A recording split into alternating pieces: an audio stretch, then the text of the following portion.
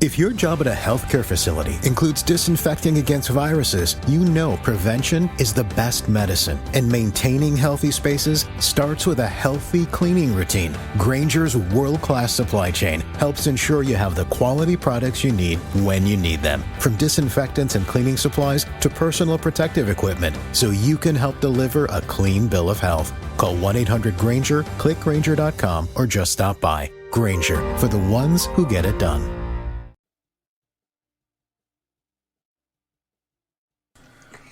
Welcome to the Scene Snobs podcast.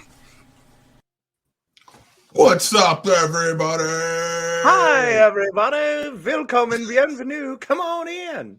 I am Mick Manhattan Scene Snob, and I am joined, as always, by my partner on this magic carpet ride, Mr. Casey the Madman Plot. Thank you, my friend. It's a pleasure, as always. Wonderful to see your smiling face here this Tuesday evening. I am super excited, too, because, we've been going, and, we try never to miss a Tuesday, and we're pretty good about that, except for Christmas time. Yep.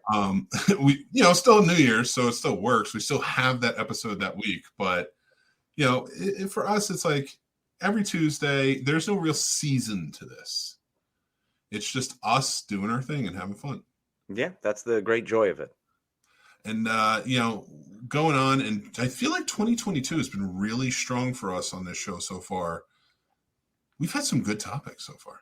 We've had some wonderful topics, some great discussion, some wonderful debate, and hopefully a little more lively debate this evening.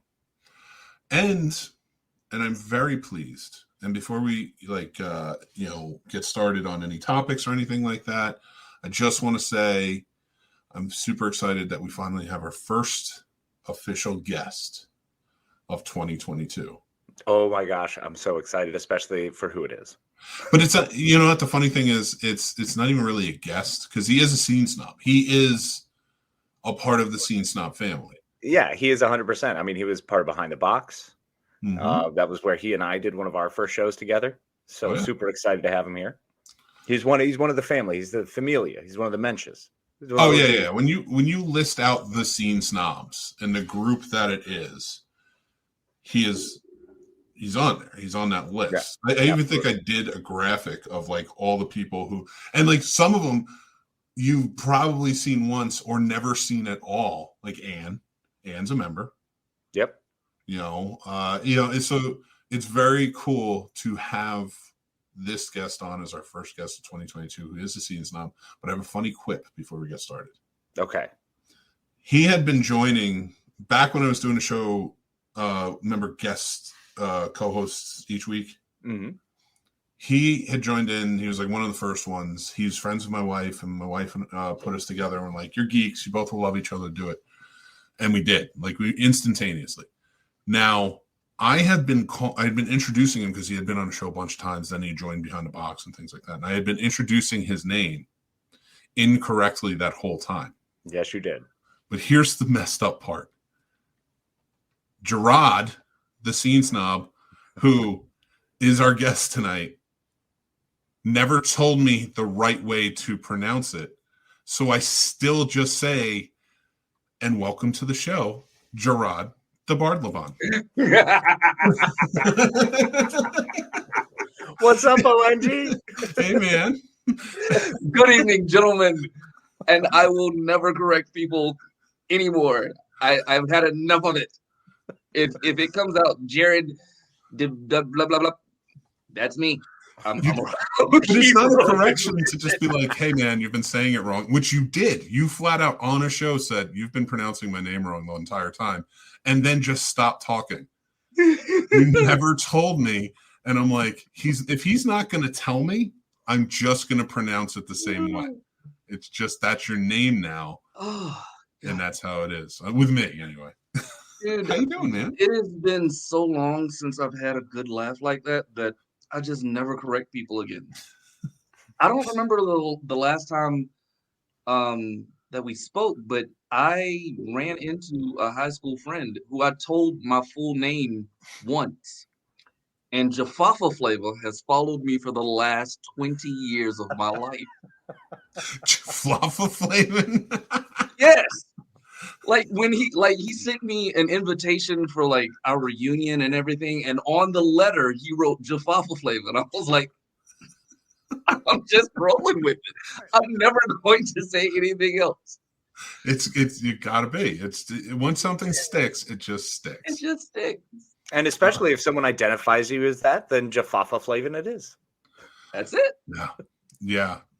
Now shout out to Broski. Appreciate it. 20 years strong.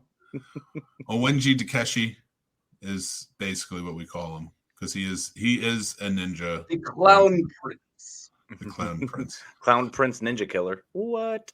We have some other wonderful snobs joining us tonight, and Radar's here. Radar, what's up, buddy? Radar. Radar was just approved as a volunteer. He said like in 8 minutes he got approved for his volunteer on CFF, which Carolina Fear Fest coming up in May. We'll be there. Excited. Get your tickets. Lots of great, exciting things going on. So can't wait for the final week of May. Oh yeah, AJ's here. So AJ just became an official moderator of the Scene Snobs Discord. Ooh. So congratulations, buddy. He is going to help us build it up. Thank you, AJ, for that. I appreciate you. And if you guys if you want to join the Geek Society, that is the Scene Snobs Discord, and just come in and talk about all things that you love, feel free. It's a safe haven. Join in. It's a lot of fun. It is fun to pop in there and occasionally mess with people, but in a good way. Like, tonight, the whole you messing with me with one of tonight's topics. So it's going to be good. It's good. It's poking buttons. But it's birthed in truth. And not truth. I shouldn't say truth. It's birthed in honest questioning in a way. I don't know if the best way to put it. But it's even better because we are going to have a new movie review coming out by Jarrod, the Farfarfarful. We'll be putting... it will be coming out soon on our YouTube channel, and that is of The Tragedy of Macbeth. And now, starring Denzel, of course. And Francis McDormand. It was fantastic. Phenomenally shot. Yeah, gorgeous. Just stunningly gorgeous. I think we can all agree, though. Do we really need Shakespeare? I have been pondering this question since I watched the new Macbeth, and I'm struggling on it. What is the actual purpose of such heavy monologue? So the purpose for such heavy exposition, supposition, and wonderfully, beautifully woven, told stories is the loss of oration and the purpose of oration. We were a society grown up on wait. Let me look that word up. Handed down stories, right?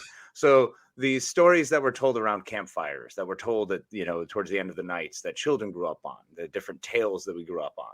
What Shakespeare did was created all of those stories laid out throughout time and gave them to us in a sense that we could learn and understand and then build off of. So we have born many, many great things out of Shakespeare.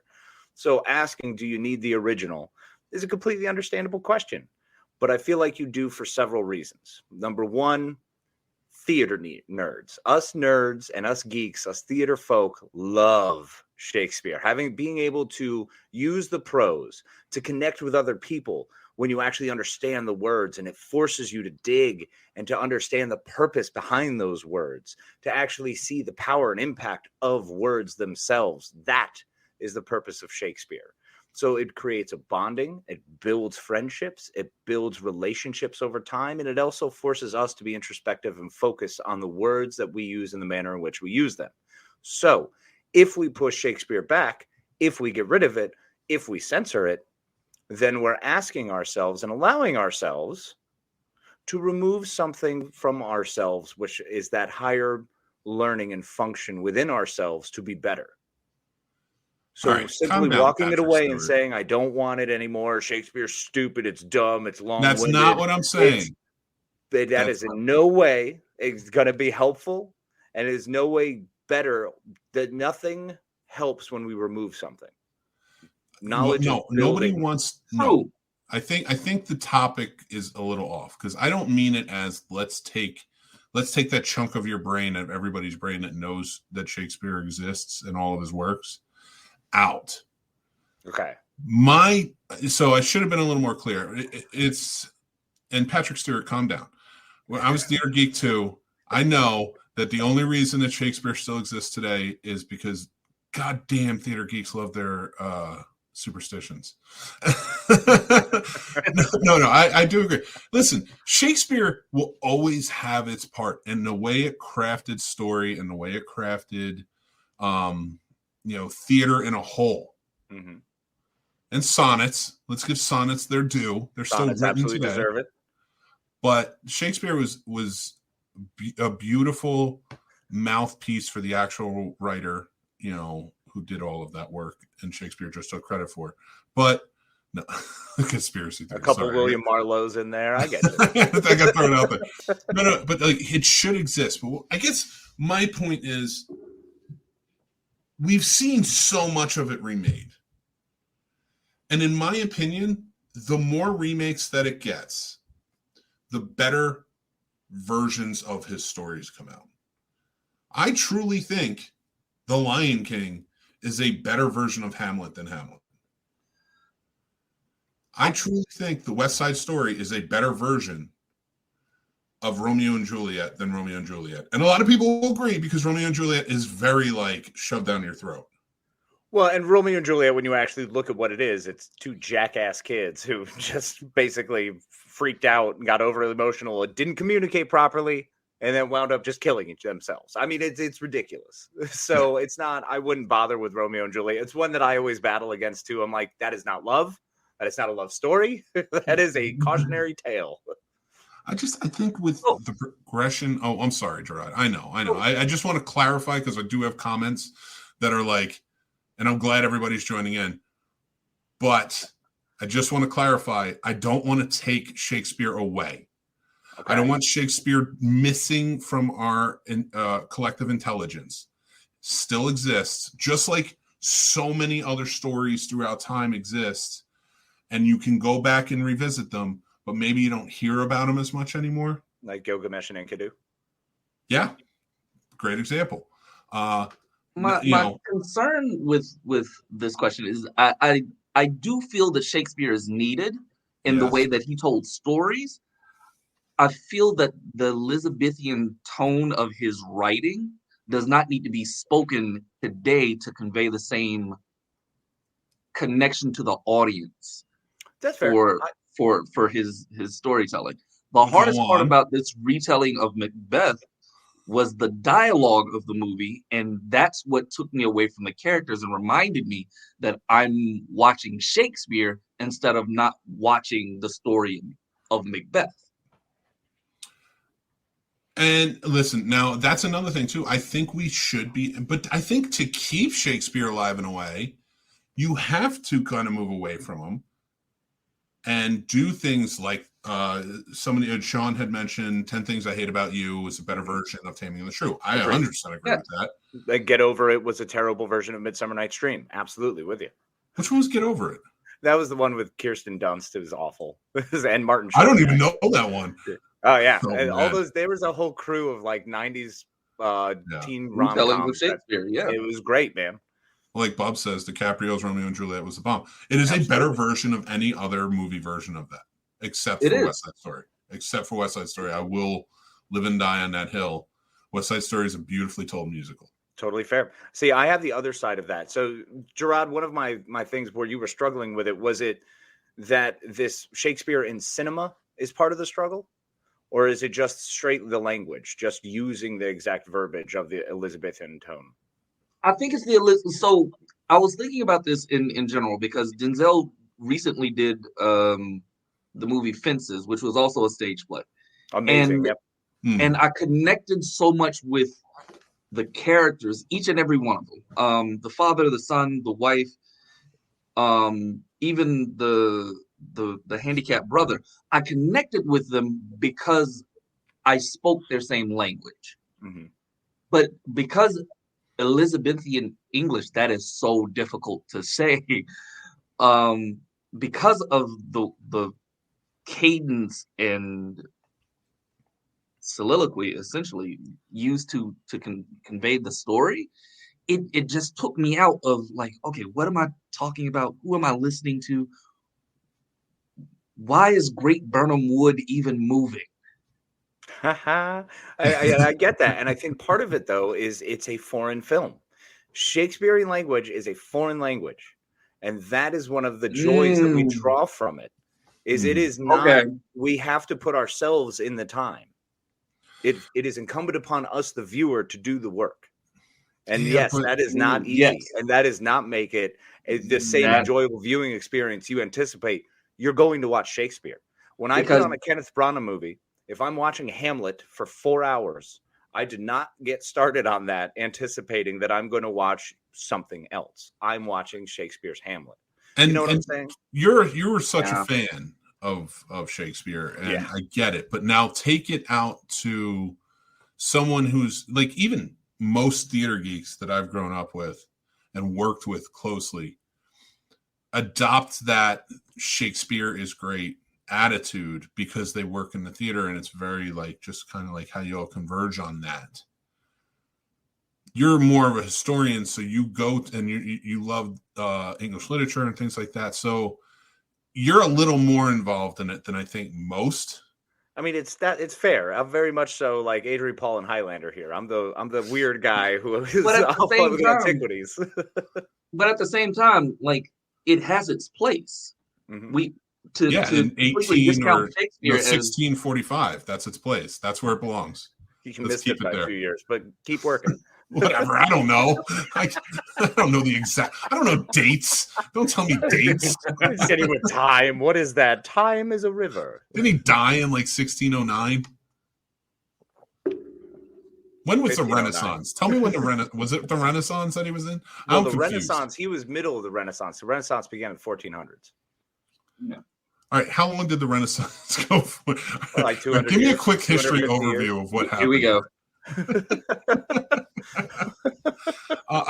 Listen, I don't even care about dates. Don't tell me any dates. All right, here's the deal.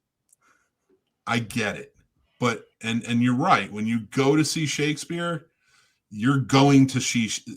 Fuck, I'm on a podcast. Shakespeare. I host things. It's all right. Let's cut. Take 2. It's only live. It's only live. We're only 18 minutes in. See, this is what happens when you talk Shakespeare. I get all jumbled in the mouth hole, and it doesn't say words right. So you take Shakespeare, and if you're going to see Shakespeare, that's fine. And again, I do think that the stories can be adapted and conveyed into today's language, and they should be. What I'm saying is, it's not for the masses. It really isn't. And no. Which is funny because Shakespeare was made for the masses.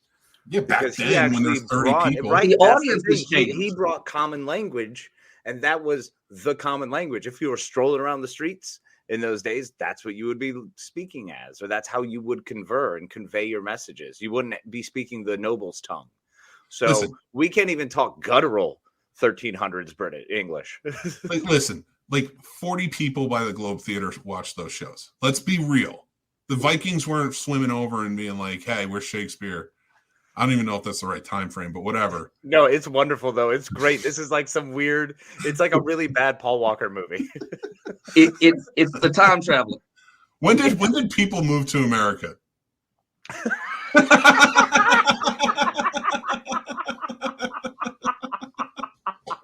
Wow. Got it. I mean, not the indigenous peoples. I mean, just like the white people. The 1492, wasn't that? Oh, well, that was Columbus. Right. It was 1492. So Shakespeare's alive. Show up until like 1615 of Jamestown. All right, so 1615. Okay, and Radar says Shakespeare right around Plymouth Rock. Shakespeare in 1616. All right, so maybe he didn't quite get to see it, but whatever. I don't even know. This has gone so off the rails. I don't even know what to say. I'm just saying that movies today need to play to their audiences. And let's face facts. Yeah, his soliloquies were filled with like 7,000 words to say, like, literally, I love you. But in today's world, all it takes is an eggplant emoji. So Shakespeare's not really who you need today. Are you kidding me? Are you saying we don't need better than an eggplant emoji? So you're saying eggplant emoji, we have gone from fucking pictograms back to pictograms and we're good. We're Glad done. We Yeah. made that full cycle. Dude, if you don't see that language. coming on the wall, like I don't know what else to tell you. We're going to have the eggplant emoji movie come out in like the next couple of years. I guarantee it. Listen, Macbeth is great and all. I've seen it play once. I don't know that I'm going to rewatch the movie, or I'm not rewatch the. I didn't even watch the Denzel movie. I would highly recommend watching the movie. There's only one Macbeth. cinematography. There's one Macbeth we should be wanting to watch, and that is the one from Last Action Hero with Arnold Schwarzenegger. That little trailer you get. That's the only one we should want to watch. And that's it. There's no other Shakespeare. I want, you know what? If you walked up to me today and were like, listen, you want to go see the greatest play of all time? And I'm like, what's that? The Tempest. Oh, okay. Yeah, I read that. That was cool. I'm going to go watch Encanto for the 7th time because it is a great, because we don't talk about Bruno. All right. That's how no one talks about Bruno. Oh, look, I get it. That's great. But also going to see Measure for Measure was pretty amazing. I did enjoy that. You know who being was alive also and then a replica of the the theater in the round was fantastic. Yeah, Leif Erikson was white. Yes, and he still didn't want to go see that Shakespeare shit. Well, he left before Shakespeare was even born. He was like, "Fuck that noise! I know what's coming." AJ says, "Oh, was the best," and that was a good adaptation of Othello. Oh, was amazing. I did really like. like Josh Hartnett did a fantastic job as Iago. Actually. I challenge Mick to write a Shakespeare play in all. I will do that. It will take 7,000 years. I will have to read it and then put it on. Are you kidding me? And I bet you if I did, I'm going to adapt a Shakespeare play for TikTok, and it's going to be amazing. That's what we should do. We should go back and forth. I'll do my version on TikTok. This will be our TikTok challenge. I will do a soliloquy, and then you have to fucking match it with whatever would be said today in your way. Jersey Shakespeare. I don't know if I'm going to do this right. Sean says, I think it's a case by case thing. DiCaprio's Romeo and Juliet used the it used the fucking words. They used the words and stuff. They said the things. They used that old ass English and a modern tale, and it was amazing. But that's the thing. That was a catch. That worked. It wouldn't work again. I don't know, man. There were some pretty. Ethan Hawke's Hamlet was great. Who? Ethan Hawke had a Hamlet where he was, it was modern day Hamlet. That was a good one. Oh, you know who saw that? You. Nobody. The both of you. Fine. The both of you. That sounds like a skit from Whose Line Is It? Oh my God. Shakespeare as told by improv. It'd be amazing. 10 things, like we mentioned it earlier. Yeah, we mentioned this earlier. 10 things I hate about you. What is the best Shakespeare movie? Let's only talk movie here. Best Shakespeare movie adaptation. And I'll bet you it's not in Old English. Because that shit sucks. Fine. Much Ado About Nothing by Kenneth Branagh. Fake. No, you bastard. You know what's really messed up is we're talking about this, and I watched the original Thor last night, which is heavily based on Shakespeare because Kenneth Branagh, and it's such a good movie, but it's not good because it's based on old Shakespeare. It's good because that beefcake Chris Hemsworth is just amazing, and he was way before his time. But all right, it's a good movie, but seriously. Seriously, they tried that shit again in The Dark World with a little bit of a revamp. Shit didn't work. When they got away from it fully in Thor Ragnarok, that's when that shit got worked. That shit worked. Not that Shakespeare shit. Bullcorn, the first one was fantastic, and you know it. Oh, no, I did. I love the first one. I really do. But Stormbreaker is better. So is Stormbreaker the emoji world? Like we came from Thor with this beautiful tale, this Shakespearean speech, and then all of a sudden we get to Stormbreaker, which is what fucking grapefruit emoji or whatever it is. No, Stormbreaker just says that I really like it and that this person meets my approval. Stormbreaker. There is a Stormbreaker emoji now. Yeah, no, we're cool. Stormbreaker. And if I don't like you, Stormbreaker goes down. Yeah, it's brilliant. It's true. Makes a lot of sense. Actually, it's Mjolnir because that way you can't lift it. You're not worthy. It's very true. No, You guys- Stormbreaker you guys- goes for the head. Takes the head off. Yeah. All right, there is so much Shakespeare in these movies. What if they adapted Romeo and Juliet story featuring Wanda and Vision? It wouldn't work because all right, it could work if you did it right. And you'd have like a second Civil War, which exists in the comics. Don't do that. Second... Don't ever bring that up. Don't ever bring that No, up. not that one, but I'm talking about like you could have a second Civil War with the characters they're building now and have it actually a little more epic than they did in the airport. Yeah, and if you have Wanda and Vision, you'd actually have White Vision, and you'd have Wanda, broken from everything. And I think, Wanda being on the magic user side and Vision still being on the, government side or the agency side or whatever society would be the opposite of Wanda. And those two are the ones who are star-crossed lovers who, wind up meeting one another and are fated to try to fall in love and yet only die in the end. Yeah, they just want to keep them apart. We just wrote this shit. Done. We just wrote this shit. We wrote Civil War. Fergie. I do have a question though. Yes. Where did White Vision get his cape from and why? Walmart. Got it. Cool. It was on sale. Because it was on sale. No, I don't know. That's a good question. I don't know because I don't think he can create anything. That was the Mind Stone that did that. So the Mind Stone created the cape in Age of Ultron. So that allowed him to phase through things, but I don't know where White Vision got his cape from. That's a good question. I would assume they just gave him to him. I would assume they just gave him a cape. They probably replicated whatever they had from previous Vision, and they just gave him a cape. Somebody nanobots to materialize. But they couldn't get more vibranium. Sure, they could. Yeah, they can. They made what do you call it? The Falcon. His Captain America suit is made out of vibranium. Yeah, but that was actually Wakanda that did that. Yeah, Wakanda has all the vibranium, but they're not giving it away to the U.S. government like that. You don't know. They were trying to confiscate his body back to Wakanda in the first movie, but they claimed he was government property. So that's why government sovereignty. Sorry, we're so far removed from Shakespeare at this point. This is the Scene Snobs podcast. That's what we do. But yeah, so I was thinking about that as we were talking, but I think that would be a good adaptation for. I don't know if you've ever actually read the comic book of. Sorry, I'm completely off the rails now.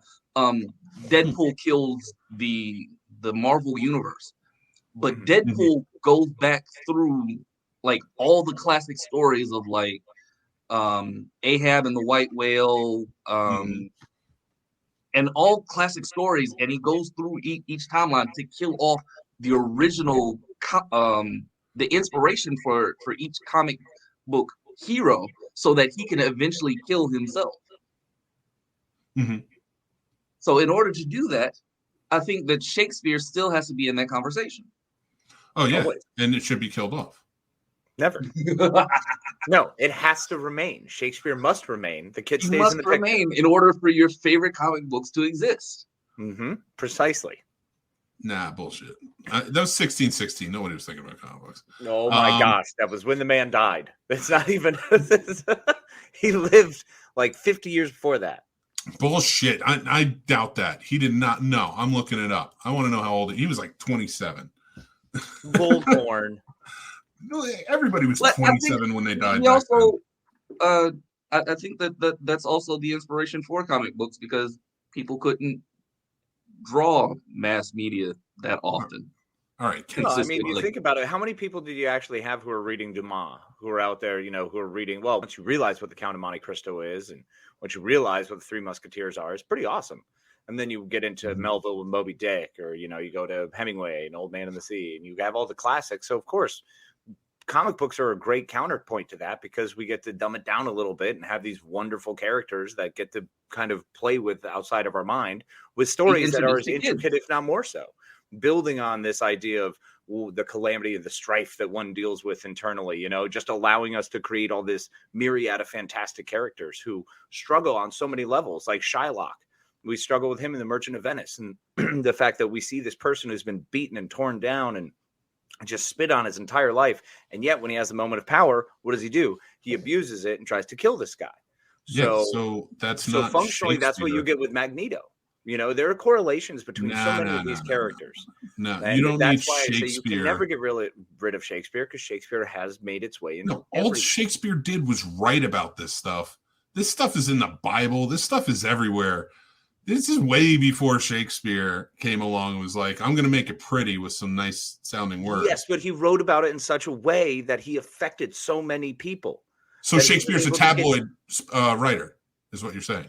What? No, he wasn't writing for National Enquirer. You have nowhere near that. He was serialized at best. But he was a playwright, you know that. Listen, tabloids of the day were basically Shakespeare plays. Here's why. I'm going to get there in a few steps. And I do agree with the What If Zombie episode being Romeo and Juliet-esque. Yeah. Now, back in the day, people had information traveled a very long time. It's not like it is today where it's one click and you're there. So if you had a tabloid, it was people writing plays about stupid shit going on. Like, oh, the Queen's sleeping with who? Oh, and then Shakespeare would write about it. And that's how you got the information out. See, that's what you're, I think, underselling, is the fact that there were playwrights like that. That Shakespeare was not one of them. He was why his stories have lived on the way they have, because his tabloids were Henry V, Richard II, Richard III, all of his histories. All of his histories are that. You're right. His tabloids, he's writing, those tabloids were about how great the English monarchs, or how shitty the English monarchs were at that time. The more popular ones obviously got better stories. You're 100% right. His tabloids were not the National Enquirer. His tabloids were like the TV Guide version. It's a gossip. It was like the Talk Soup or the E channel. That's who Shakespeare. He was higher up. His level was like keeping up with Kardashians and shit like that. Like very he Joel was the one that was doing obviously. well. Yes, we figured it out. Joel McHale equal to William Shakespeare. That's absolutely. That is 100% it. Clearly. Yes. Talk Soup. Well, all right. Maybe I went a little far with the Talk Soup, but I used to love that show. It's a great show. Oh, it's a great show. Started, man. No, but like a little far with comparing Shakespeare to it. But Shakespeare is basically a tabloid artist. That's all he was. You're trying to diminish it. You're just not going to. No. That argument's dead now. It is a dead argument. We're going to move on to the next thing, because I still maintain personally that I don't feel like we need to remake Shakespeare verbatim. Mm-hmm. I like the adaptations. Keep them coming. Keep people aware. I still think he should be taught. I don't want to censor anybody or take anybody out of the equation, but I think in today's day and age, it's a little outdated to kind of in this progressing world. Shakespeare's a little outdated in its formal way. That's fair. No, I completely get that. I think you're very wrong. That's fair. I on the other side of that, and of the Kenneth Branagh mindset, I think we need one bright shining light of a person to keep bringing it to the masses and keep updating it and bringing it through a new media. That's all it is. It's just bringing a new medium and just saying, all right, well, here's movies and here's a different version of it. And here's an updated version of it. We got that. I think the tragedy of Macbeth was stunningly gorgeous.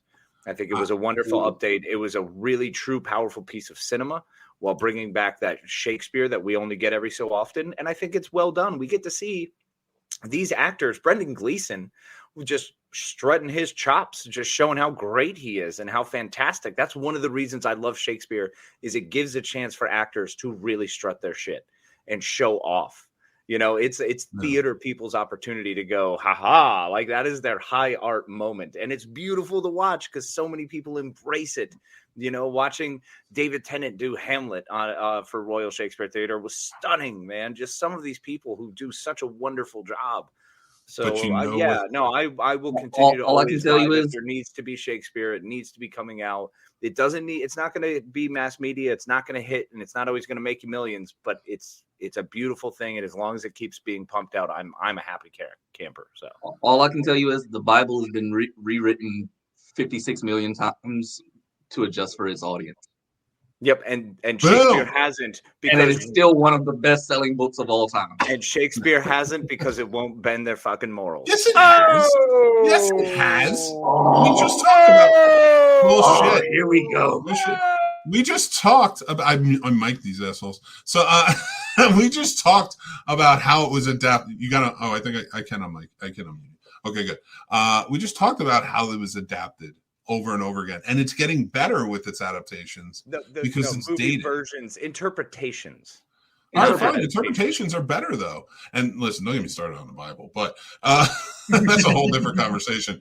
But I will say there's a place just like everything else, like for schlocky drive-in movies and everything, all that stuff. There's a place for everything. And of course, there will always be a place for Shakespeare in its true form. I just don't think it holds up as well today as Patrick Stewart leads us to believe. So I've got a question for you on that note. I do not believe that this version of Macbeth would have done well in theaters at all. I agreed. If it had not been for the star power of Denzel Washington. If Denzel was not in it, do you think it would have garnered as much attention as it did on HBO Max? It would have garnered as much attention as like The Last Duel did, because it's a great director, and Joel Cohen, it's great. Frances McDormand is great. I think it would be up for awards without Denzel. It's definitely up for awards with Denzel. And I think Frances McDormand is Lady Macbeth. Let's not undersell her at all. No, I mean, yeah. She was my favorite part of the movie, in all honesty. And she's a great actor and deserves her accolades highly. My biggest thing, and I'm going to watch this movie. I will, because I do like Shakespeare in his truest form. I'm just saying, in today's society, I don't think we need as much of it. And actually, I think if you cut back on Shakespeare in his truest form, when you do things, it's an event, and now opens it up to like, oh man, this is. I'm sorry, but what has been something recently that was Shakespeare in its truest form? Like since Macbeth. Productions. There's always productions of Macbeth in plays. In play form. In plays, yes. Yeah, I'm not just talking about movies. Like in all form, and there's always television productions, especially coming out of the UK. Yeah, the UK's got a boat. Out of the UK. Yeah. You know, so like there's always some sort of. But let's face facts. You've spoken about Kenneth Branagh. Get over it. He's moved on. He's on Agatha Christie now. He's left Shakespeare behind. He's now Hercule which he's crutching it there too. Hey, I'm great with that. You want to bring Agatha Christie and Poirot to my screen? Do it, man. He's doing so well. I liked the first one. I can't wait to see this. It's beautiful. Yeah. Let's talk about, before we move on, because we're going to move on to, we have a couple more things to go on to. And I knew this was going to be a long one, but the best Geek Dad advice. Well, anyway, Sean says the original version was made out of vibranium, which Ultron got from Claw, and the white version was made from the OG Visions parts. So that works. Bub says cheaper to use same render 3D model of the CGI team, probably. Hence the cape. I love it. That's fair. Yeah, we're back to the cape. There's a point to be made. How often do we get a Homer or Shakespeare? Who is the modern day Shakespeare? Is there one? I don't believe there is one, or if there is, they just haven't timed out yet. I really always thought maybe a Tennessee Williams or someone along those lines, but that's such a focused story of such a different time. What about, I mean? It's very specific to that time. Shakespeare has tales and things that can be pulled and drawn from throughout the eras, through over the obviously decades, as we've seen, centuries, as we've seen. Here's who it is. Andrew Lloyd Webber. Okay. And you got to remember, we're living in the time of these people that I'm going to mention. Like, granted, some have passed away, but we're still influenced by them in existence today. Okay. Whereas Shakespeare has lived on. I think down the line, when our great grandkids are running around, these people are going to really be looked at. Andrew Lloyd Webber, Roger and Hammerstein, Walt Disney. Yeah. Is going to be a huge influence on many, many things. Now, he's going to become godlike when you get to the great grandkids. Like, this is who Walt Disney was, and he was the greatest human being on the planet. And it was like, I mean, okay. You have to always remember there's a very strong necessity to separate the artist from the art. Yeah. Shakespeare is a prime example of that, and we get that a lot. Where if you try to pay attention too much on who the guy was, you're probably not like a drunken philanderer who was, is not really a nice guy who stole people's ideas and properties. But whatever. Yeah. So one of the ones that actually came to mind right now of a course that you could actually study are the Wachowski sisters, for their no. Not allowing. Well, it was great having Jarrod on. I saw the Matrix Resurrections. No. We're not. They have one good movie. I'm talking about the first Matrix. That one could be studied in film schools. But you can study that one good movie from those directors. That one in their entire filmography. They have the others, but just like Shakespeare doesn't have, he's got a ton of other works that aren't. We've moved on from Shakespeare. We've moved on from Shakespeare. We're back. Let's Homer. Let's go back real quick. Name another movie with a straight face the Wachowskis did that was actually good. The TV show Sense8. Name another movie, I said. I know, that's why I can't. I got to move. Sense8 I'll give you. Sense8 I will give you, and I wish it went on. And I think their long-form storytelling works. They think they proved that with Sense8. But they have not made another movie that was really all that good. Beautiful. Great eye for filmmaking. Will Scorsese be up there? I think Scorsese could be. Scorsese, especially his early stuff, could be studied, but I wouldn't put it. And I did. I was in film school. We did study them, but scenes, and writing and editing, especially editing was kind of like Neil Simon as a playwright. He's got portions of plays that are good, but overall. If there's any, he did write. Neil Simon's responsible for what, 100 movies or something ridiculous like that, for 200 plays, some ridiculous number. Well, Neil Simon, and especially in the world of plays, he's a force to be reckoned with. I just think that he is such a niche. People who understand the theater world, like you just said, and you understand, Neil Simon is a big deal, but he didn't make movies really. They were made adaptations. Right, exactly. He was never a big filmmaker.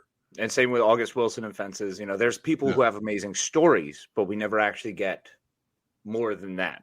Shakespeare has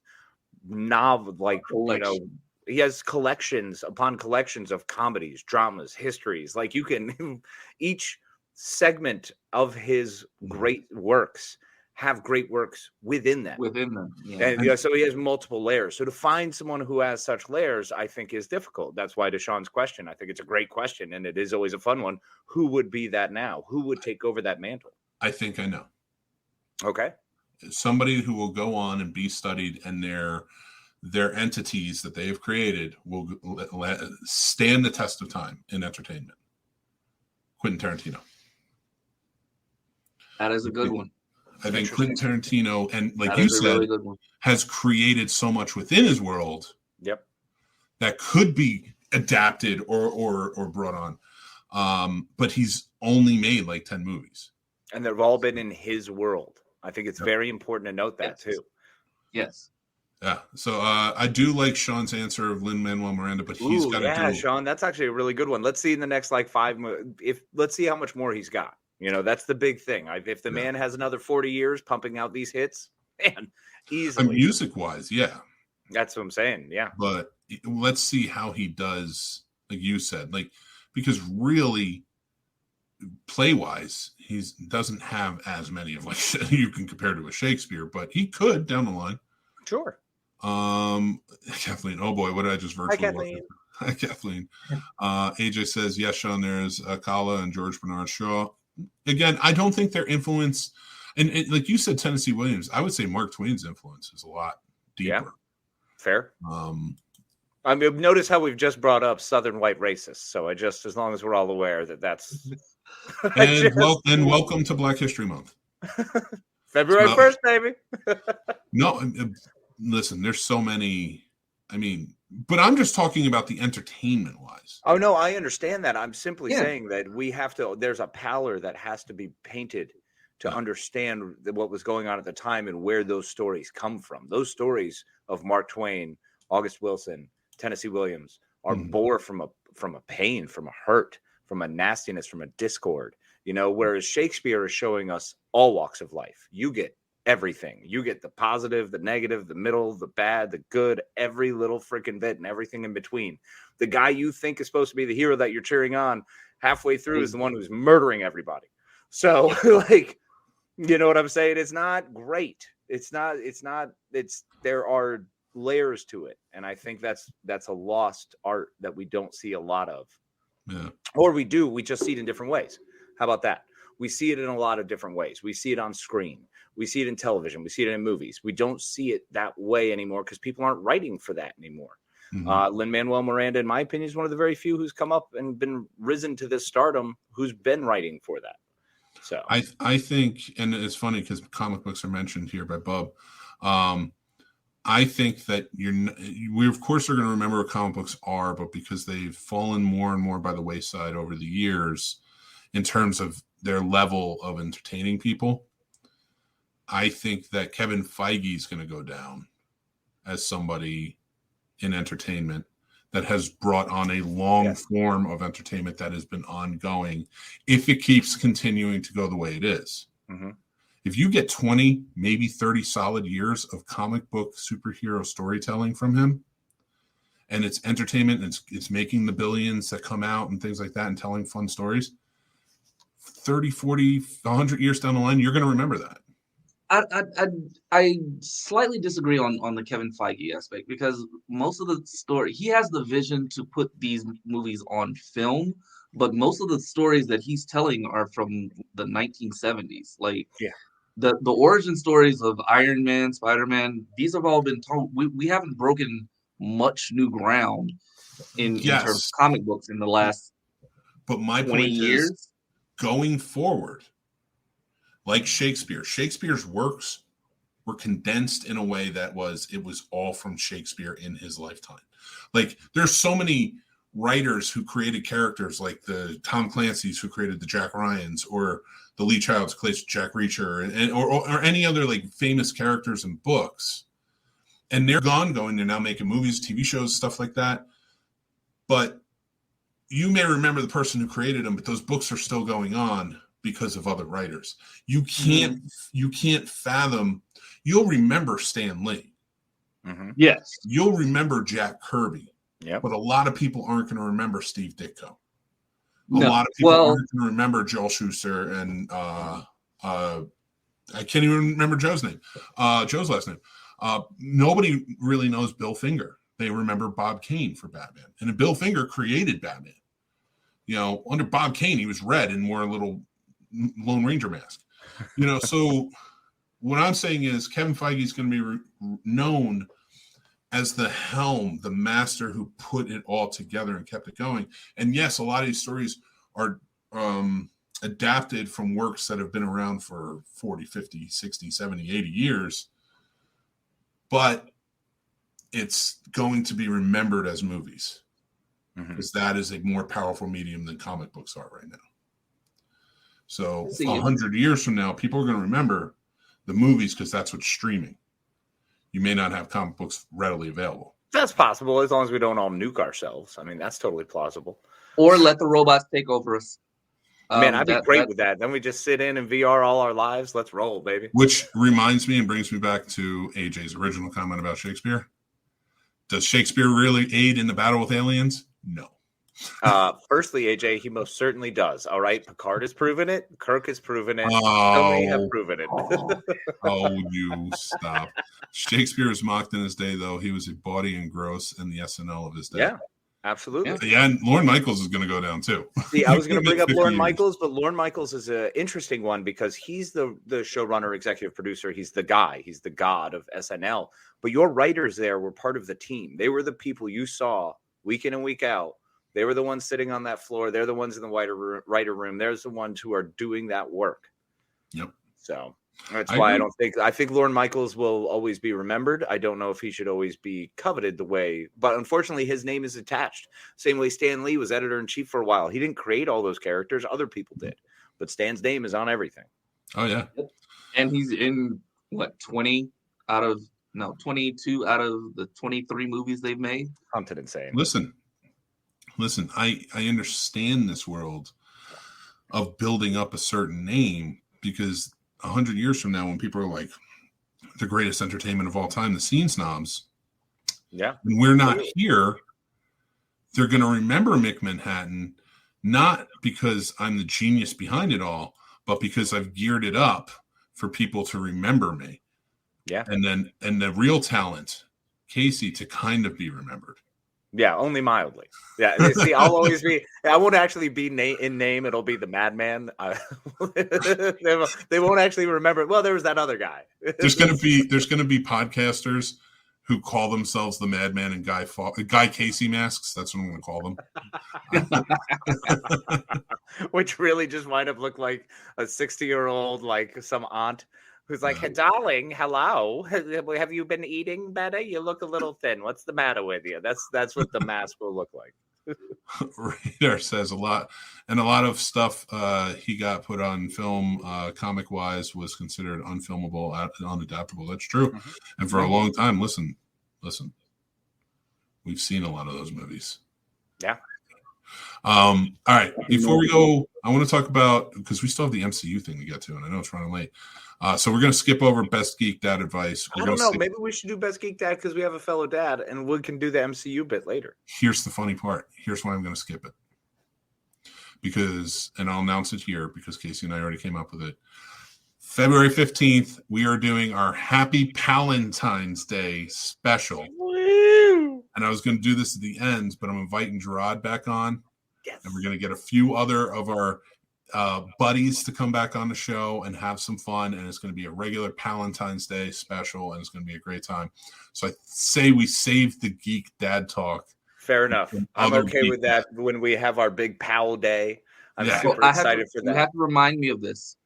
My son asked me tonight, Dad, what is the meaning of life? And I told him the answer was 42. Yes. Smart man. He was like, I don't get it. I don't understand. What do you mean? And I was like, and that's when you just walk by and go, so long, and thanks for all the fish. Yes.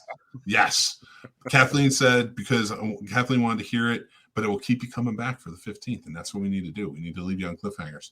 And that's why I picked the school system for the MCU tonight, because I feel like it will go pretty quick.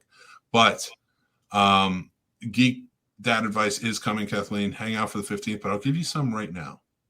And it's based off Jarrod's.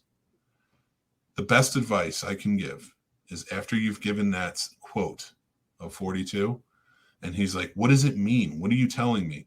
Then you just give him the book. Yep. And say, go ahead, enjoy. I wrote a whole thesis on it.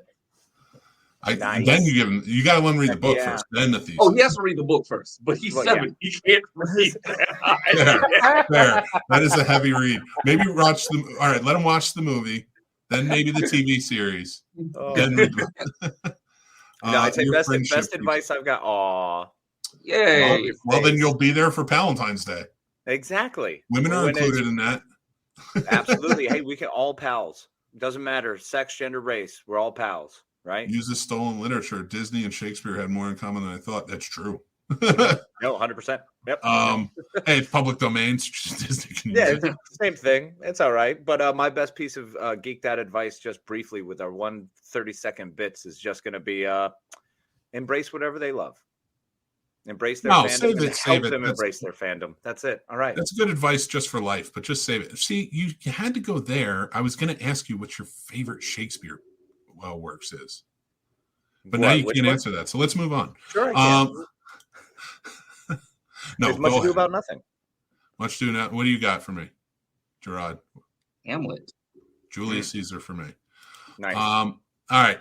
We are moving, and if you haven't seen it, find a copy of the stage play of Denzel playing Julius Caesar. So it's Denzel really was also in Much Ado About Nothing. Oh, he man. was too. Yeah, he's done a lot, man. He's done a Yeah. lot of Shakespeare. True theater actor. He is. So MCU, we, as everybody knows who watches or listens, we are doing our MCU series. This is phase one, and this is where we discuss the world universe of the MCU from the everyday lives of the people who have to live in it. And this week we're going to talk about what does the school system look like in the MCU? Troubled. Like, so we kind of we touched down on it a little bit in the movies with Peter Parker and how his school is. Now he's got a very special science school that he goes to. Mm-hmm. But I got to ask, what are these subjects teaching now? Like, what does history look like now that we have Thor and Captain America and so many others? Well, history is pretty easy because Nanotechnology. history just changes with wherever they're at. So you still have the same history from where you've come from. Now you're just saying, oh, hey, remember those stories from Norse mythology? Turns out that Rainbow Bridge thing was real. They weren't just all on shrooms. And then there's But also did you teach that as much as the post blip and pre blip timelines. I mean, Well- that's going to be a huge thing too, because now you have the blip. That's another part of history. So that changes what's look happened at- in the last 5 years. That might be Yeah. like a social studies course. But you look at how our world changed after, well, not our world, how U.S. history was taught post 9/11. Every book, or every book that I had, still showed the Twin Towers smoking as a history lesson of why our world had changed so much. So with I forgot you're half so a much year- younger. Our books had them just standing there, Yeah. you know, and it was generally a story about how they were built, and they're the tallest building in the world, like that. Very much. You know, I get what you're saying, and like taking it before the blip too. I mean, go back into this world of superheroes that exist, because we get such a rich history of just in the movies, like SHIELD having been around a long time, Hydra having existed. You have things like not just Captain America, not just Thor, but how Howard Stark Start. has See how Jaffa flavor comes up? yeah. That's so true. Excellent callback. Yeah. So I need to start putting emojis up. That's really what it comes down But to. so I think I'm more concerned about post blip, because thinking about it from our world today, where we're always looking up, wondering if we're the only people in the universe, and a giant, 10-foot tall purple man snaps out half of all life in existence, not only confirming that we're not alone in the universe, there are other alien races out there. They can come to this planet, and there's so much that we don't know. Yeah, but Well, we got already that knew in that. Avengers. We got already that knew in that. the T'Chari. Yeah, when the T'Chari show up. When the So Chitauri that's- showed up. That's why this is phase one, sir. Yeah. Like the blip, I get what you're saying. I want to stay off the blip a little bit, because that changes everything, of course, going forward as we see. But even before then, to see what's going on, and now you go back and you're like Shang-Chi. Wen Wu is Mandarin. He's been around for thousands and thousands of years, and he's taken on different personas that come up in the history books. He was basically Genghis Khan, and but they called him Genghis Khan, and so you see things like that, and you want to go by like what not. And I'm just talking history. I'm not even talking about science. Like Tony Stark completely changed science and turned it on its head. Well, just in the science first has a whole movie. different play too, because now you're talking about lightning as being the scientific thing, and yet here's this guy who can wield it. So I understand that it is still what it is, but But we shouldn't logically have someone who can use a hammer to put all of it in there. So now it's a matter of, okay, science has opened up. And that's the best part about science remaining elastic the way it should, is that you continue to look, grow, and learn. Nothing is 100% fact because there's always something that could break that fact. Like But two also, particles existing in one place, not supposed to happen. It happens. We found it out not 10 years ago. but mass is also supposedly not can't be created. But Pym particles thereby allow you to increase mass of an object tenfold or shrink it Yep. 100-fold. Exactly. So By changing thereby the space science between atoms. alone is still flipped on its head. Right. And that's the beauty of it, is they take that and there's continued growth and moving. So I think science is the easiest one to allow for. I think science is the one that's going to be the least screwy, because it's just going to be more people going, holy cow, we got to figure this out, because there are crazy people that want to figure that stuff out. But the history, you're right, is going to be different, because now we have to teach a different form of history. You have to change your lessons to be informative upon what this new alien race is, informative upon what we went through, how many people died, all these atrocities.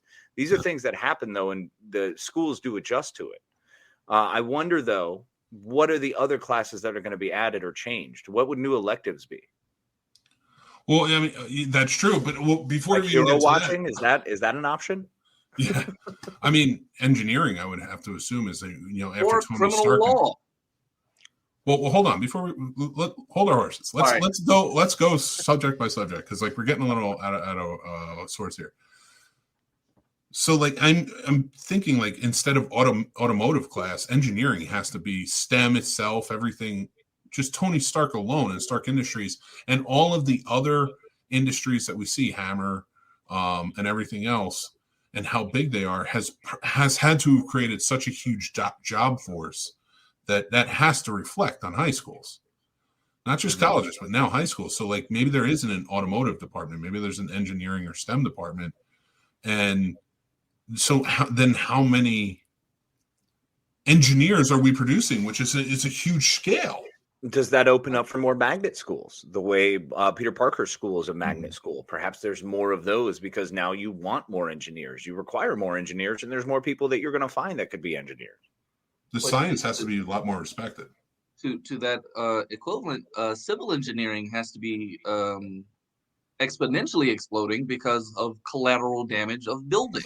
Yeah, everything's broke. So trade schools explode. Yeah, remember, a whole department of the government was created, the damage control. That's who arrests Peter Parker in A No Way Home. Like it's not the FBI. It is damage control arrests him, and that's because they're the ones who took control of all the Chitauri equipment for Homecoming. Yeah. Mm-hmm. Yep. Yeah, right out of Mr. Toombs's coffers. Yeah. Took all of their jobs and all of their money. So their engineering jobs were essentially put in jeopardy. But that work still has to be done. Mm-hmm.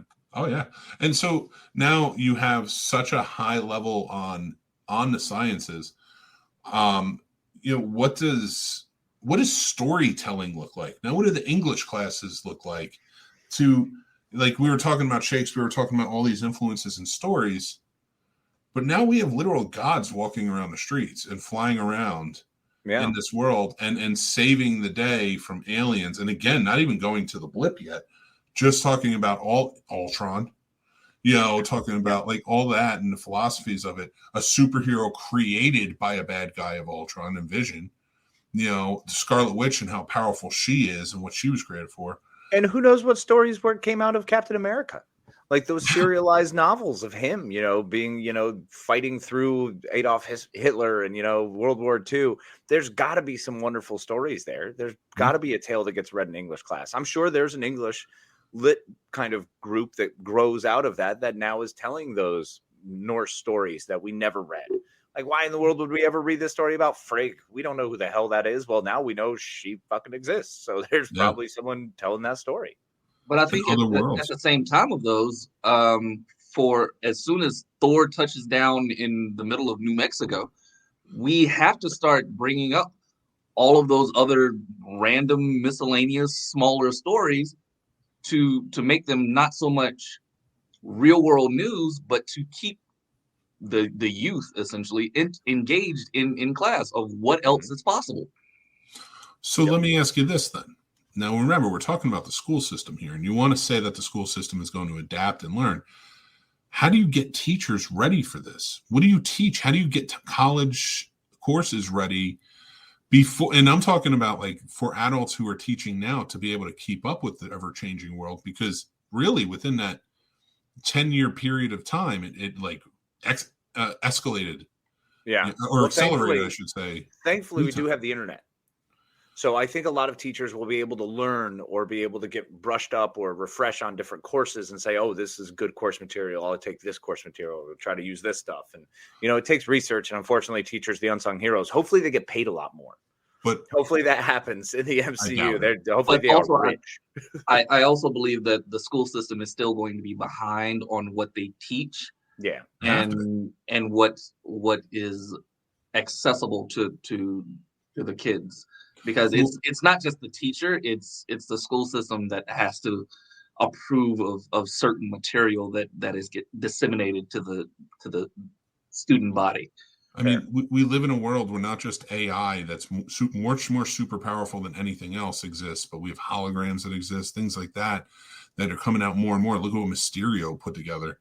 And that was even before Mysterio is Mysterio, the project he put together that was in the Civil War, where it was very realistic, holographic.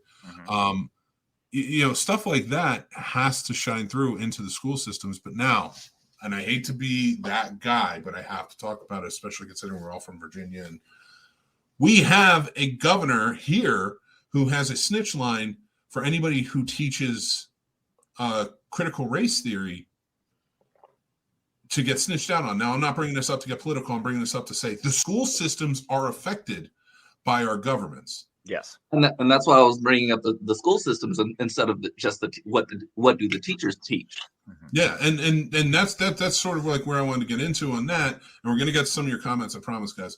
But so we know that influence now in 2022 that's happening. Now you take it back to when Hydra was still a part of the government. Like you have to, and it was a part of the government, not just S.H.I.E.L.D. Yeah, they were in the middle of S.H.I.E.L.D. They were, the one guy was a senator, for fuck's sake. Yeah, he was. Gary Shandling was a senator. So there are impacts on our school system, and how many of them are like, don't teach this, don't teach that. You can teach the fluff about Captain America, but don't teach this because we can't have too much getting out. And it affecting the school system going forward and holding people back essentially in this ever-changing, escalating world of just aliens attacking, forces from like thousands and thousands of years ago waking up, things like that. Well, it's going to be wild because you do have situations in a New York school district where how do you hide that? No. You may have lost a parent to it or someone and love versus someone in Nebraska who has no clue, and it's all hearsay and it could be lies. And this will come up when we get more into the political side, meaning like, are the Midwestern states who don't really have those flyover states that, ironically, those flyover states where they don't really have the heroes there, but just kind of flying over. Do they believe the same things because they're not there seeing all of it? Well, they're still technically subject to the same falling debris that could fall anywhere else. I mean, they're still subject to the same news also. So you're going to have people believe what they want to believe and in certain areas. So tell me again, Jarrod, about that news that's keeping everyone up to date with the same information. So, take for instance, right? And I don't know, this is more phase, I think we're in phase 3 than phase 1, but look at how the teachers, Peter's teachers looked at him when he returned to school after they knew he was Spider-Man.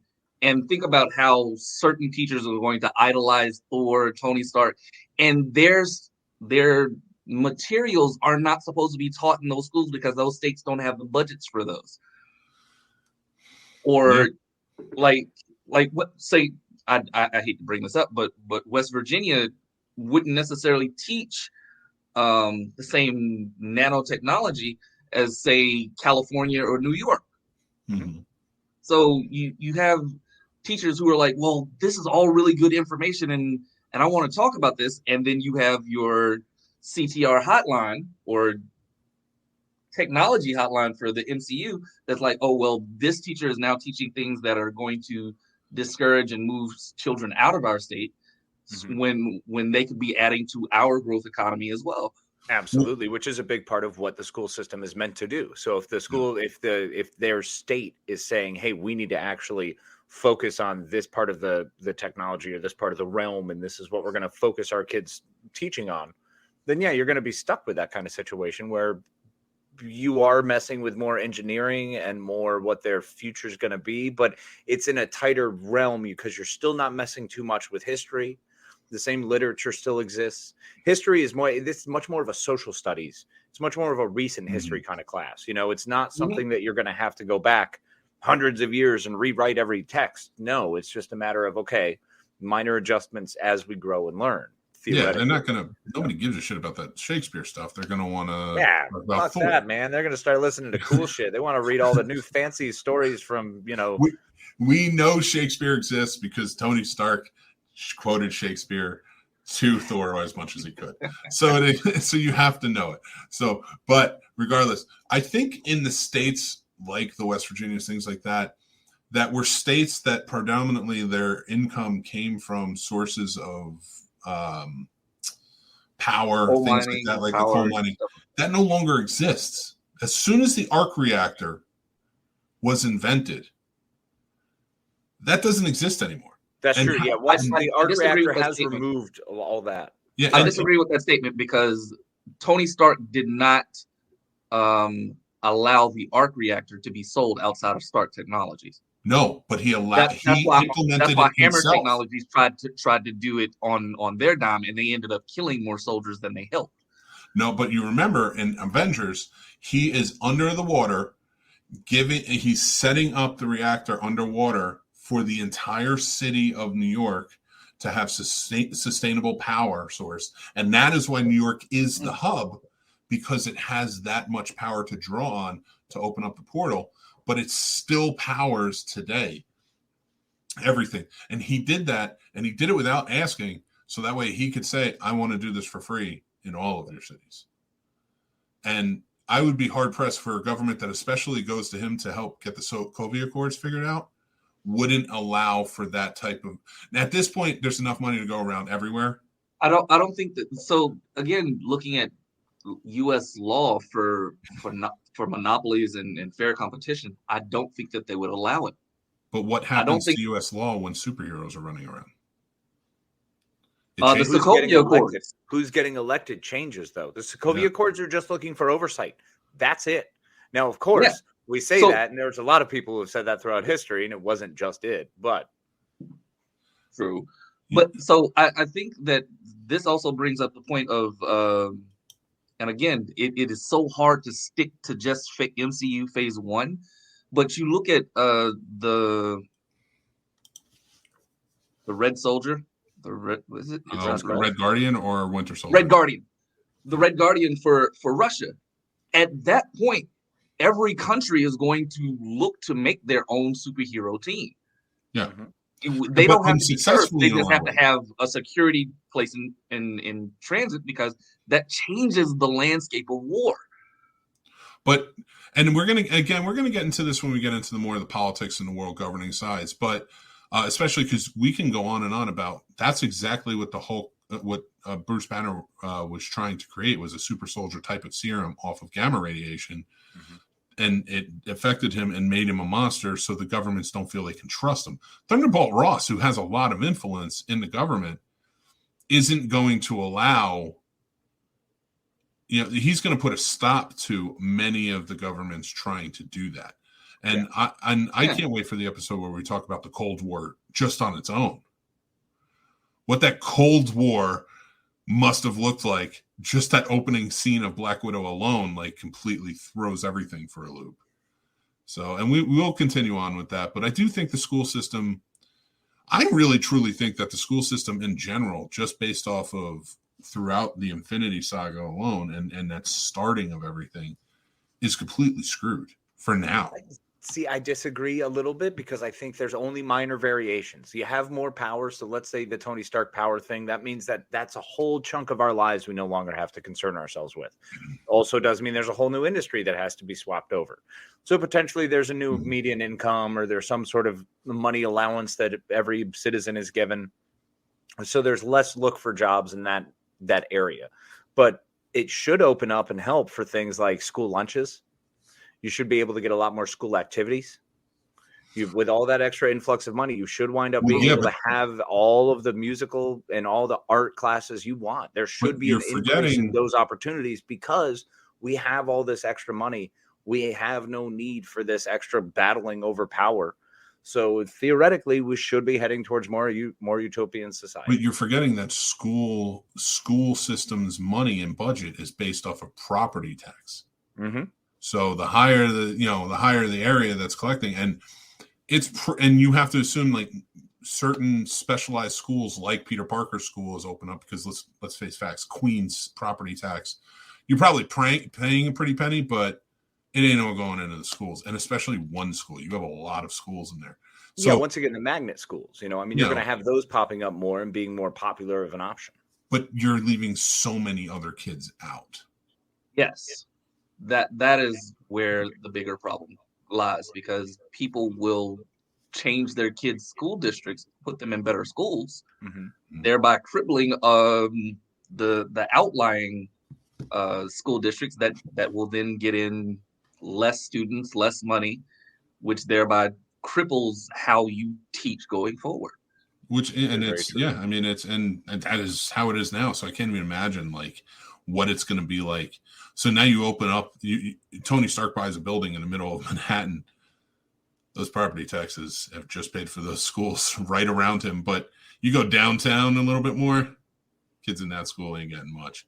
And it's sad, but, hopefully they can get it together. But see, I see the extra cost of power being no longer an issue. That's no longer a bill you have to concern yourself with. That's no longer a thing other parents have to concern themselves with, or other people in the area. So you can increase taxes to go towards the government's going to charge you any way they can. they may not be paying for it themselves, but they're going to get you. now the tax is something else. The tax is, well, you get to stand on that floor tax. That's that. They'll find something else, but and that's the problem. Yeah. But that's a problem in society. This is the Scene Snobs podcast. We don't worry about society. We let society worry about itself. We can't solve these problems. So let's go through the comments real quick. Kind of scroll through them. Let's see what everybody's saying, and then we're gonna probably get scooting. All right. Let's see. Radar says the faster you read. This is to 42 and your son with Hitchhiker's Guide. The faster you learn to read, the faster you understand the answer. Yeah, that's the way my dad parented, for sure. Would you be on the show if you wanted me to be? Just saying. Well, we'll see. We could do a good Valentine's Day. Have Kathleen as well. Possibly. Apparently, you get an MIT or you're a loser in the MCU. Yep. Oh, that's in real life too, Radar. I'm a loser. It's cool. Oh God, shut up! I went to. Well, these guys got in. You didn't go to college. I went to Full Sail, and you still are better off than me. So I don't want to hear it. It's so wild to hear someone who learned about 9/11 in a history book. It is. Actually, when you said that was a little jarring to me. Yeah. And you're not that much younger than us.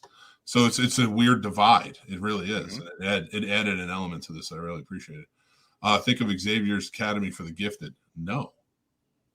I always do. I think I want to be mutants. There. I think that's exactly where I want to be.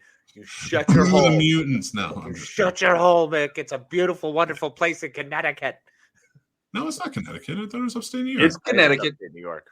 But I still say, because he grew up in Connecticut. So no, it's not. It's upstate New York. Well, yeah, the Xavier Mansion is in upstate. Xavier Mansion is in upstate New York, but he's from Connecticut. I don't care. Listen, I'm not biased against Connecticut. If it's in Connecticut, that's fine. I'm just saying, I thought it was upstate New York. Like it's not a whole thing. Like it could take place in this literally the town that they shoot every Hallmark movie in, and I'd be like, all right, whatever. Yeah, New Haven, I know it. Those would make those movies way better. You've got a marble giant head and a head in the ocean. That's true. That does change. That changes is your religion. terrifying. Yeah. But that is the thing. The school system is teaching history as people have known it. It is dramatic irony because we know about histories that these people still don't widely know. Fair. I mean, look at the Eternals alone changing history. Yep. Yeah, I mean, changing who Gilgamesh and Enkidu were, where these stories come from, who were the heroes and the tales. Like, it's fantastic. It's fanatical. It's literally made Gilgamesh a superhero, which, again, I understand the irony because he was like the world's first superhero, but widely considered. But a superhero on the level of the superheroes that they are encountering every day. Right. You know, Kevin Feige will be remembered for making good movies and also messing up stories. We won't talk about the Fox Sony botched it all. He didn't botch it. I don't think. How do you sell comic books this way? We went over that one. Radar. Can you imagine reading about Cap in history and all of a sudden he's on TV? Yes. Right? That would be awesome. So you got the attention, huh? God, I love that. You messed up. Little kids' assignments of what do you want to be when you grow older went from I want to be a firefighter and police officer and I want to be Iron Man, Spider-Man. Yeah, it's still how it is. Come on, Deadpool, you know this. That's how we get Ironheart. Like, that is the exact pull of how we get Ironheart, which is great. Yeah, and Miss Marvel. Yep, precisely. Absolutely. It's you know, and that's the funny, ironic part about it is like we have kids today who want to be superheroes. And you look at them and you're like, oh, that's awesome.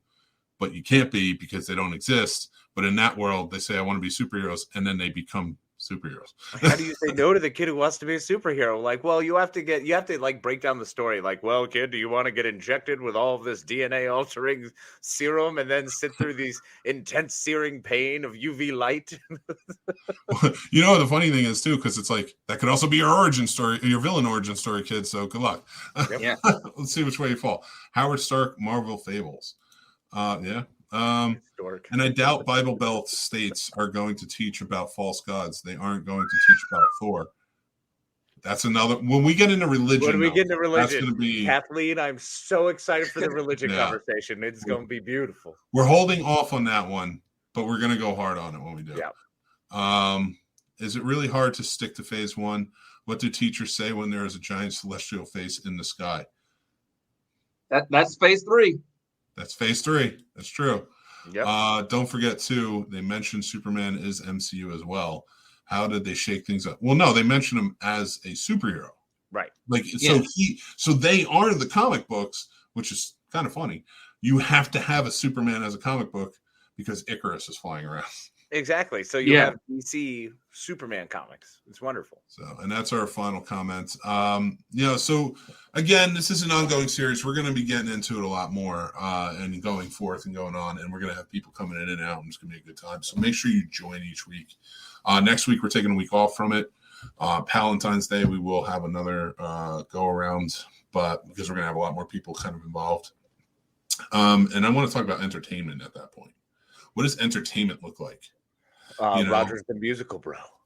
Rogers the Musical, but remember, he was amazing. He was a movie star. I can do this all day. Yes! We are getting into it. It's going to be a lot of fun. So keep in mind, next week we're going to have a fun show. But then we have Valentine's special coming up and so much more. So keep that going. Make sure to join us. Either watch us live here every Tuesday night, 9 p.m., or you can watch us in Geek Fest Live every Sunday night at 10 p.m., or sometimes it just pops up sporadically. I did one earlier. You can, but the Scene Snobs podcast, where it's at, we have all the topics and everything more. So join us there. We are going to be getting into on the 9th at 11 p.m. The Geek Fest Live is going live because Batman tickets go on sale at midnight on the 10th, and we're going to follow that. So make sure you join in. Batman midnight sale is always fun. Oh yeah. Oh, absolutely. All ticket midnight sales. So that I'm glad that Spider-Man created this and started this, and I'm excited to be joining you on that venture too. That'll be fun. It's going to be that, and then we're going to Doctor Strange 2 when they go on sale and stuff like that. So, and it's Geek Fest Live, so you guys can join in anytime. You know that. You just let me know, and I'll send you the link. But anyway, I want to thank Jarrod for coming in. We really appreciate you, brother. Always, we want you back for the Valentine's Day special. Love you, buddy. Make sure you're there. I'll send you a link. Guys, go help us out by following us on social media. All the links are on thescenesnobs.com, which is down in the description below, or on our link tree. You can go. Spread the word. Really appreciate it. We're trying to build up our YouTube right now and get to 1,000. Please help us out if you can. Spread the word. Let everybody know that what we're doing here. And hit that subscribe button. Hit that like button on this video, too. That's a big help. Smash it. Just smash it on whatever you're listening to, however you're listening to us. Make sure to give us 5 stars, comment, tell us how you feel. If you think we're absolutely terrible, just give us those 5 stars and tell us what pieces of garbage we are. But do it in like a nice way with sweet emojis. Yeah, like whatever grapefruit is. I guess that's the thing. We'd really love it if you would join in on our eggplant. Is that it? The eggplant. Yeah, it's the eggplant for the dick. And then it's a peach for a vagina, I guess. So the grapefruit was, I thought that was a dong. No, well, it's supposed to be for, I'll tell you offline. I'll say it. It's supposed to be for the vagina. No. Oh, the ass. No, because the peach is the butt. I'm going to guess. I'm going to guess it. It's going to be for, is it a dog's vagina? Oh, God. Throat. It's not a throat. So it's not a throat. So the grapefruit is not your throat. Oh, okay. It is. Oh, so it's your throat. And so, so it's a blowjob. Well, hey! Yeah. All right, I got it. See, I'm trying to keep you monetized. That's all. There you go. Join our Discord for all our fun conversations and more. It's free. It's over on thescenesnobs.com. And if you're interested in becoming a patron, we have plenty of fun things going on. We have monthly prize giveaways. Last month, the winner was Tim, and he won a Thing T-shirt, which it was cool. It said McCready, and it had the little petri dish with the blood. Yeah, I saw that. We don't trust anyone. Nobody trusts anyone anymore. Nobody trusts anyone. Yeah. And he won NES video game cartridges, but they're coasters. They're pretty rad. So, like, we do something different. Every Funko Pops, things like that. All fun movie collectibles, things like that. So, if you feel like joining up there, it's $5 a month. You also get early access to all of our recorded content. We have more coming out on our YouTube, but you can also subscribe to YouTube and watch them there when they come out. But we also have this new thing coming out on our Patreon, which should be a lot of fun. If you guys have something you want us to talk about on Geek Fest Live, you tell us. Any of our Patreons can pick topics. So that's another perk. And there's plenty more, so just join in. But go check it out at least. Join it. There's cool stuff. All that's on thescenesnobs.com. Again, I want to thank our guest, Jarrod, for joining the show. I want to thank my co-host on this Magic Carpet Ride, Mr. Casey the Madman Pops. No, pleasure as always. I do greatly appreciate it. Thank you much. Be kind to each other and love yourself. All right, everybody. Thank you so much for joining in. This has been a great experience. We had a lot of fun, and we will talk to you guys later.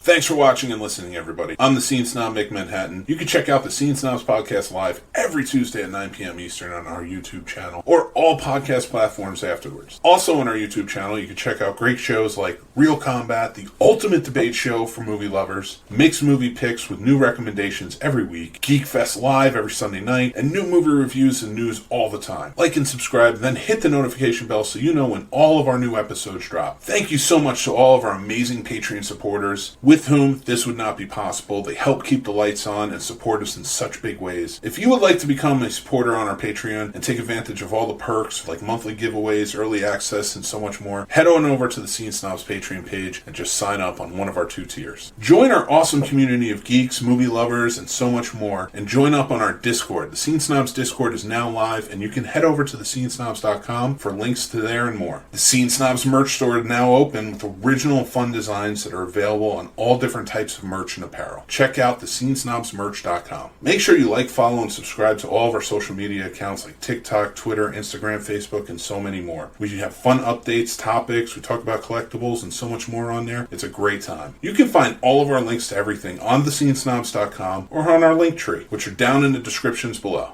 Thanks again, everyone. Stay tuned and stay geeky.